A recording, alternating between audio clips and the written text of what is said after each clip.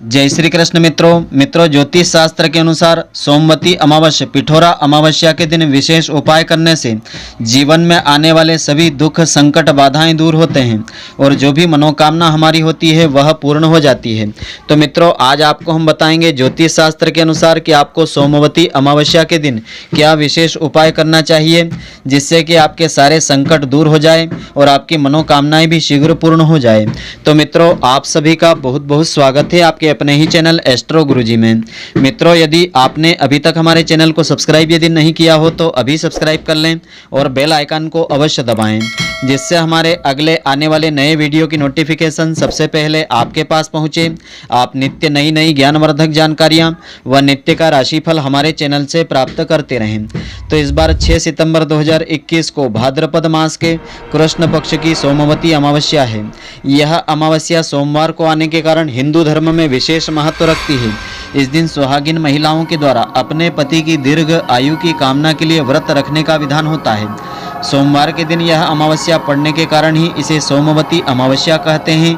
इस बार अमावस्या तिथि का आरंभ 6 सितंबर 2021 को शाम के 7:40 पर होगा और 7 सितंबर 2021 मंगलवार की शाम के 6:23 तक रहेगी।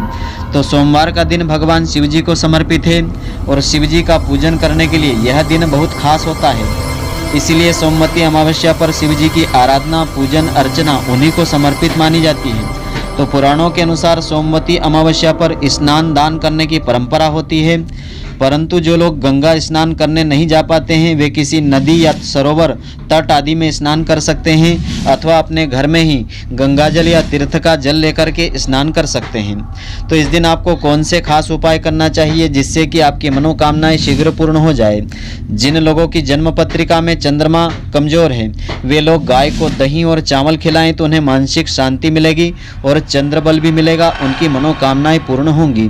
इसके अलावा महाभारत काल से ही पितृ विसर्जन की अमावस्या, विशेष करके सोमवती अमावस्या पर तीर्थ स्थलों पर पिंडदान करने का विशेष महत्व होता है।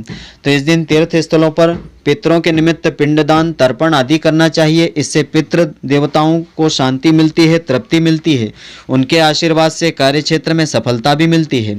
सोमवती अमावस्या के दिन 108 बार तुलसी जी की परिक्रमा करना चाहिए, इससे मनोकामनाएं शीघ्र पूर्ण हो जाती है। और सोमवती अमावस्या के दिन सूर्य नारायण भगवान को जल देने से दरिद्रता दूर होती है, गरीबी दूर होती है, आर्थिक संकटों से, कर्ज से मुक्ति मिल जाती है। और ऐसा माना जाता है कि पीपल के मूल में भगवान विष्णु जी का वास होता है, तने में शिव जी का तथा अग्रभाग में ब्रह्मा जी का निवास होता है। अतः इस दिन पीपल के पूजन करने से सुख सौभाग्य में वृद्धि होती है, धन प्राप्ति के प्रबल योग बनते हैं।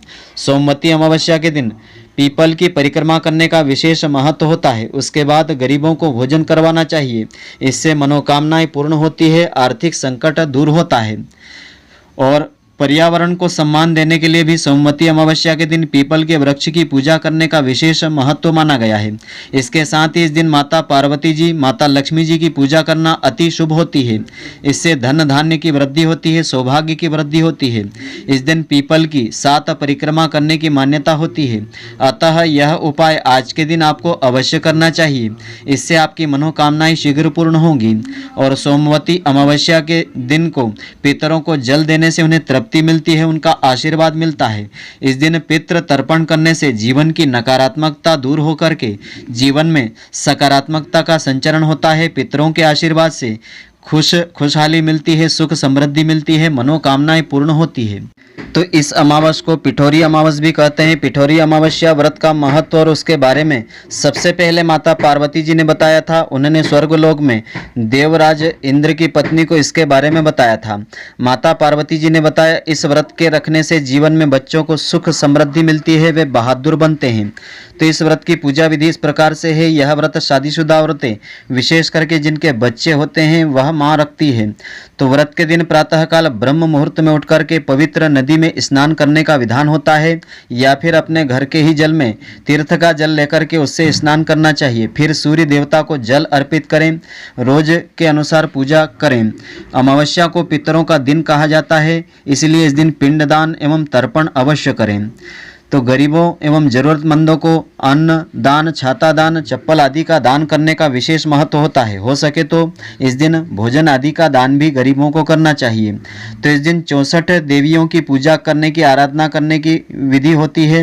उनसे अपने बच्चों एवं परिवार की खुशहाली के लिए प्रार्थना की जाती है, लंबी आयु की प्रार्थना की जाती है। वैसे हिंदू मान्यताओं के अनुसार हिंदुओं में 33 कोटि देवताओं का वास माना गया है। पीठ मतलब आटा होता है, जिसे खा करके मनुष्य को जीवन मिलता है, वह अपना पेट भरता है। इस आटे का हमारे जीवन में बड़ा महत्व होता है। इसी आटे से 64 देवियों की मूर्ति बनाई जाती है। फिर इन 64 देवियों की पूजा की जाती है। उन्हें अपनी इच्छा के अनुसार छोटा बड़ा आप बना सकते हैं। इन्हें चाहे तो कलर आप कर सकते हैं, वस्त्र आदि पहनाएं। कुछ क्षेत्रों में देवी दुर्गा को योगिनी के रूप में पूजा की जाती है, इसीलिए हर एक पीठ पर योगिनी को दर्शाता है। इस तरह 64 योगिनी होती है जिनकी पूजा की जाती है। इन सभी 64 देवियों की प्रतिमाओं को एक साथ एक जगह किसी पटले पर रखा जाता है। जेवर पहनाने के लिए बेसन को गूंथ करके आटा तैयार करें। इससे गले का, मांग का टीका, चूड़ी, कान के बाले बना करके देवियों को पहनाना चाहिए। फूलों से पूजा करने का स्थान बनाएं। देवियों की प्रतिमाओं के ऊपर पुष्पों का छत्र बनाएं। पूजा में प्रसाद के लिए पकवान बनाएं। पूरन पोली, गुंजिया, शक्कर आदि इसमें बनाए जाते हैं। कई लोग अपने घर में अलग अलग प्रकार से पूजा करते हैं। तो शाम को इसकी पूजा होती है। देवियों की प्रतिमाओं को सुहाग की सामग्री चढ़ाना चाहिए। पूरी विधि विधान से पूजा करने के बाद आरती करना चाहिए, प्रसाद वितरण करना चाहिए और स्वयं भी प्रसाद लेना चाहिए। तो पिठोरी अमावस्या के दिन सप्त मातृका की भी पूजा की जाती है। सप्त मातृका 7 दिव्य माताओं से मिलकर बनी होती है, जो शिव और शक्ति के द्वारा उत्पन्न हुई होती है। 7 देवियों के नाम हैं ब्रह्माणी, वैष्णवी, माहेश्वरी, कुमारी, वाराही, इंद्राणी, चामुंडा। इन प्रत्येक देवियों के साथ कोई न कोई किंवदंती जुड़ी हुई है, जिसका उल्लेख कूर्म पुराण, वराह पुराण, महाभारत में किया गया है। तो भगवान शिव जी के द्वारा एक महान शक्ति योगेश्वरी को उत्पन्न किया गया था, जिसे 7 देवियों के बाद 8वां स्थान मिला था। पिठोरी अमावस्या के दिन 64 योगिनी एवं सप्त मातृका की पूजा का विधान होता है। पिठोरा अमावस्या के दिन व्रत रखने से बच्चे स्वस्थ रहते हैं, बुद्धिमान और बहादुर बनते हैं। औरतें एक जगह इकट्ठा होकर के इसका प्रसाद बनाएं। पिठोरी अमावस्या के दिन काली रात होती है, लेकिन इस दिन आसमान में लाखों करोड़ों तारे छाए रहते हैं। ऐसा लगता है कि किसी ने गेहूं का आटा आसमान में उड़ा दिया है। तो वे तारों को के रूप में दिखाई देते हैं। यह भी एक कारण है कि इसे पिठोरी अमावस कहते हैं। इसे पोलाला अमावस भी कहीं कहा जाता है। पोलाला अमावस्या को मुख्यतः आंध्र प्रदेश, ओडिशा, कर्नाटक, तमिलनाडु में मनाया जाता है। इस दिन भगवान पोलेरम्मा की पूजा की जाती है। वहाँ इसे सावन के महीने की अमावस्या के रूप में पूजा जाता है। और उत्तरी भारत के लोग इसे श्रावण अमावस्या के रूप में मनाते हैं। पोलेरम्मा को बच्चों का रक्षक माना जाता है। तो इस दिन की पूजा विधि, पोलाला अमावस्या की पूजा विधि इस प्रकार से रहती है। इस दिन औरतें प्रातःकाल ब्रह्म मुहूर्त में उठ करके साफ सफाई करें, पवित्र नदी के जल में स्नान करें। पोलाला अमावस्या का व्रत विवाहिता औरतें मुख्य रूप से माँ अपने बच्चों के लिए धारण करती है। इस व्रत को रखने से पोलेराम्मा उनके बच्चों की रक्षा करती है। मुख्य रूप से छोटी माता, बड़ी माता जैसी भयानक बीमारियों से उनकी रक्षा होती है। तो बरसात के समय वायरल और अनेक तरह की बीमारियां बच्चों को जल्दी अपनी गिरफ्त में लेती है। इन बीमारियों से बचने के लिए व्रत रखा जाता है। तो इस दिन प्रसाद के रूप में थाली गालू परलाम चावल के आटे की सेवइयों को नारियल के दूध के साथ बनाया जाता है। पोलेरम्मा की फोटो की पूजा वाले स्थान पर उसे रखते हैं। विधि विधान से पूजा की जाती है। पोलेरम्मा के रूप में सूरन एक तरह की सब्जी की पूजा की जाती है। पूजा के समय दुर्गा चालीसा को 108 बार पढ़ा जाता है। रक्षा सूत्र को देवी के चरणों में चढ़ाया जाता है। फिर इसे माँ खुद को अपने एवं बच्चों के हाथों में बांधती है। इस व्रत के दिन अगर आपका लड़का है तो चना दाल गुड़ को मिला करके लड्डू बनाएं, फिर उसे प्रसाद के रूप में चढ़ा करके बच्चों को वितरित करें। अगर लड़की है तो उड़द दाल के वड़ा बना करके अर्पित करें, प्रसाद वितरण करें। तो इसकी पुण्यदायिनी कथा इस प्रकार से है। इसे सुनने से इस व्रत का संपूर्ण फल प्राप्त होता है। तो एक बार एक औरत का बच्चा बहुत बीमार हो जाता है। उसको कोई भयानक बीमारी घेर लेती है। औरत बहुत गरीब होती है, उसके पास इलाज के लिए पैसे नहीं होते हैं, लेकिन वह अपने बच्चे से बहुत प्रेम करती है। वह किसी भी तरह अपने बेटे को ठीक देखना चाहती है। एक दिन मंदिर में बैठी रो रही थी, तभी वहां से एक बूढ़ी औरत निकली। उसने उस औरत से रोने का कारण पूछा। तब उस औरत ने उस बूढ़ी अम्मा को बताया कि उस बूढ़ी अम्मा ने उसे पोलाला अमावस्या के बारे में बताया, पोलेरम्मा देवी एवं उनके व्रत के बारे में विस्तार से बताया।